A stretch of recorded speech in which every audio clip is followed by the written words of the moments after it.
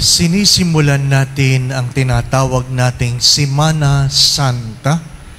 Semana means week. Santa means holy. Holy Week.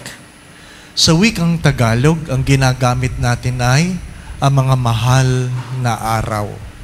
Hindi lamang banal, kundi mahal. Sapagkat mula sa dugo ng Diyos, tayo ay niligtas. Kadalasan, binabasa natin yung short form, the short version of the gospel. Because the long form is really long. Minsan, nagsimba ko sa probinsya, Tagalog ang misa, binasa yung long form, ang haba-haba. Naintindihan ko ang pakiramdam ng mga tao. Sabi ng mga bata, ano ba naman yan? Ang haba.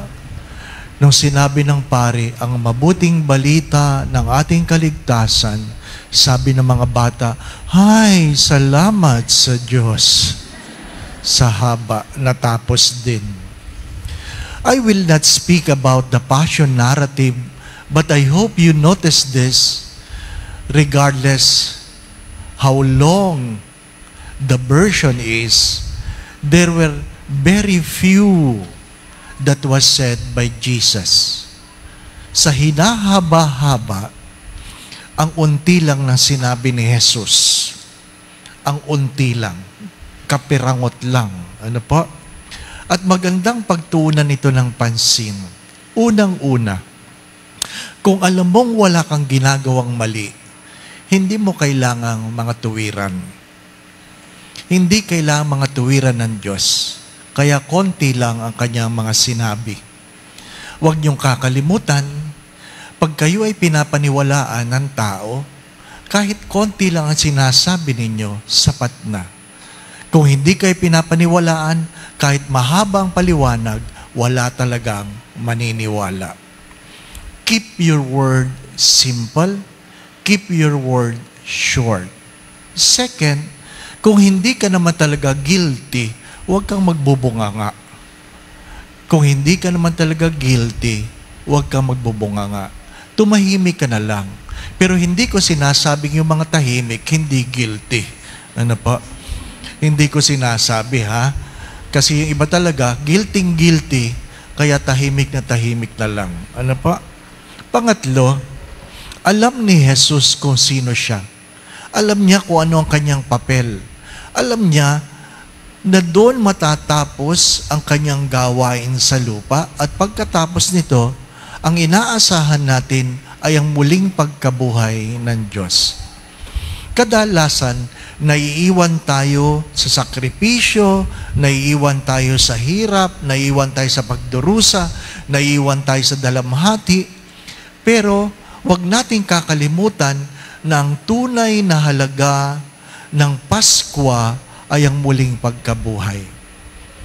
Tandaan po ninyo, kung walang muling pagkabuhay, walang saysay ang ating pananampalataya. If there's no resurrection, everything is futile. Walang saysay. Para saan ang ginagawa natin? Kahit gaano kaganda ang Pasko, kung walang muling pagkabuhay, walang saysay. Mahalaga yon. Ang tinitingnan natin ay ang muling pagkabuhay. Mga minamahal na mga kapatid, sometimes you don't start your life well, but remember to end it well. Don't forget that. Sometimes we don't start our life well, but make sure you end it well. Kasi ang palaging sabi nila, when you begin with a bang. Ha? Pag nagsimula ka, manindak ka na kagad. Para yung makikinig, sindak na. Ano po? Pero, pagkamisan, sadyang may mga taong hindi mo kayang sindakin. Ang tanong ay paano mo tinapos ang iyong buhay. Madalas ko yung sinasabi, our goal is not to live long, but to live well. Our goal is not to live long, but to live well. And the second point I would like to stress is the first gospel that was read after the blessing of the palm. Remember the word bit page. Bet page. Bet page. Salitang Beth and page. Pag sinabing Bet, house. House. Ano po? Kaya Bethlehem. Bet, house. Lehem means bread.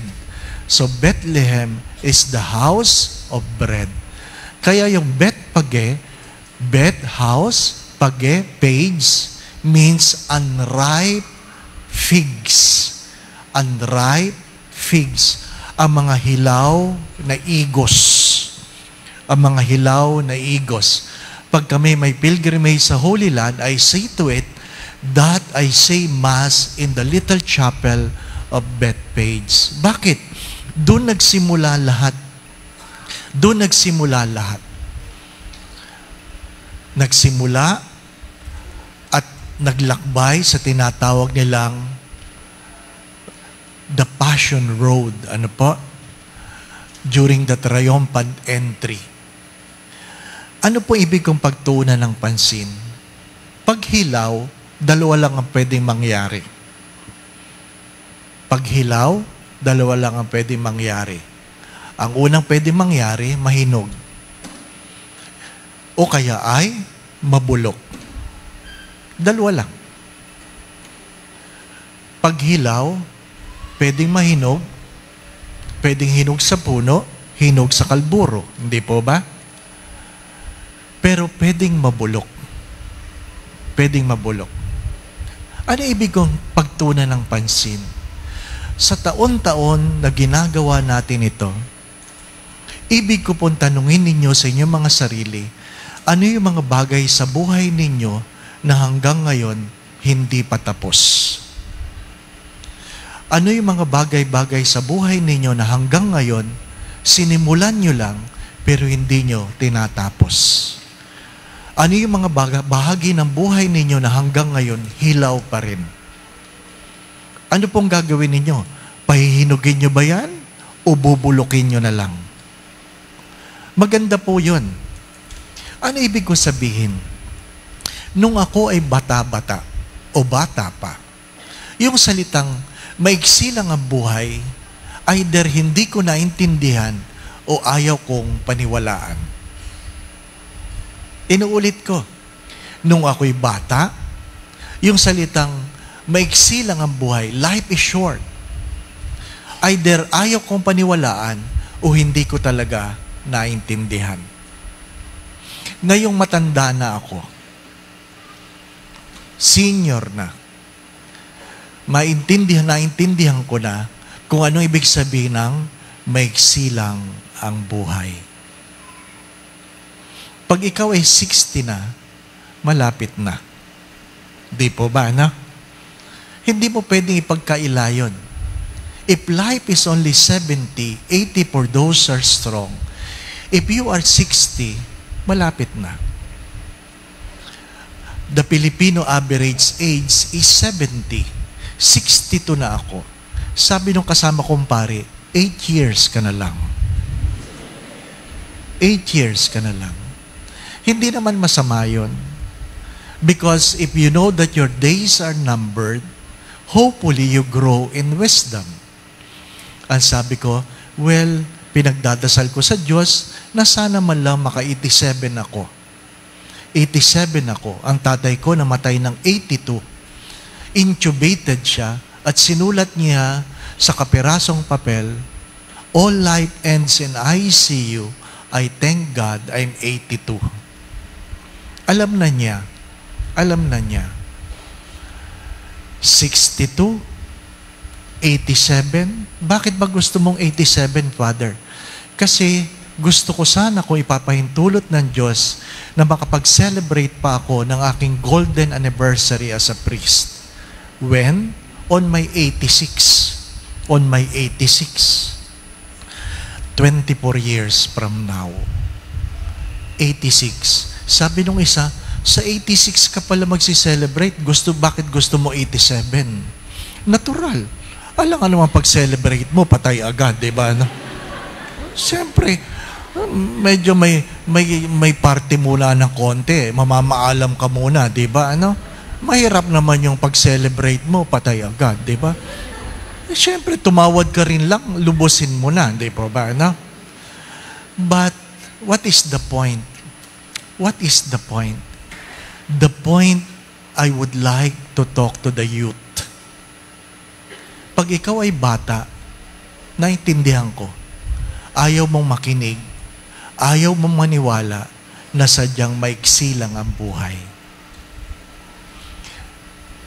To the youth, remember this. Time wasted is time gone. Time wasted is time gone. Pag sinayang mo ang oras, wala na yan. Hindi na yan magbabalik. You want to be great? That's not bad. But hopefully, you search for meaning. As I have said, two important moments in people's lives. The day you are born, and the second, the day you realize why you were born. Magandang alam mo na ikaw ay pinanganak, pero mas magandang alam mo ang dahilan kung bakit ka pinanganak. Hindi natin pwedeng tawaran ang buhay. Hindi pwedeng mag-antay ang oras. Huwag kayong magagalit sa akin, yung mga may edad. Ano po? Kung itong mukhang ito, 18 years na lang, kung 80, yung ibang mukha ninyo, mas malapit na kayo. Huwag kayong magagalit. Yan ang katotohanan. Yan ang katotohanan. But I would like to tell the children, if you are not that old, keep in mind your parents are old. Kung hindi pa kayo matanda, sigurado ako ang inyong mga magulang ay matanda na. Ilang Pasko na lang yan. Ilang bagong taon na lang yan. Ilang birthday na lang yan. Hanggang ngayon ba, binibigyan nyo pa rin na sama ng loob? Hello? Baka yan ang dahilan kaya hindi ka makapasok sa pinto ng langit. Di ba, Masyado tayong abala sa passion. Masyado tayong gumagastos kung ano ikagaganda ng mukha. Hindi naman masama yun. Pero tandaan nyo, mga dalaga at binata, mga kabataan, pag hindi mo kamukha ang original, hindi ka makakapasok sa langit. Hindi ako nagbibiro. Kasi sabi nila, hindi na daw tinatanong ang password. Anong password? Hindi mo na daw maaalala eh. Kaya meron na lang facial recognition. Tatapat ka na lang, at kahit nandun ka na, baka hindi ka makapasok. Kasi alam ng original, pangu ka. My dear friends, my brothers and sisters, what I'm trying to say, do not forget this. What really matters most is not what your hands can hold, but what your hearts can keep. We will be judged not by what people think about that.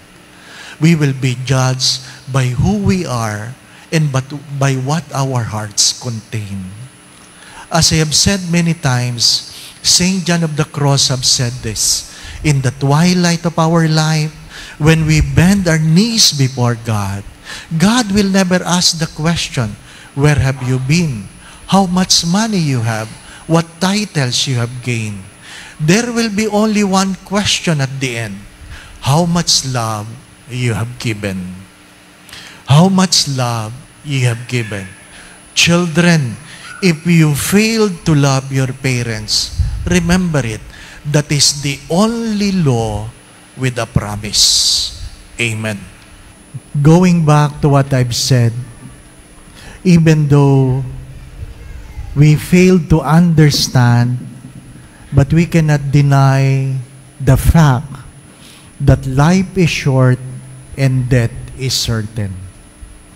Life is short and death is certain. Do not forget this. Jesus lived for only 33 years. Ang Diyos sa kanyang pagkatawang tao ay nabuhay sa loob ng 33 taon lamang. Ganong kaiksi.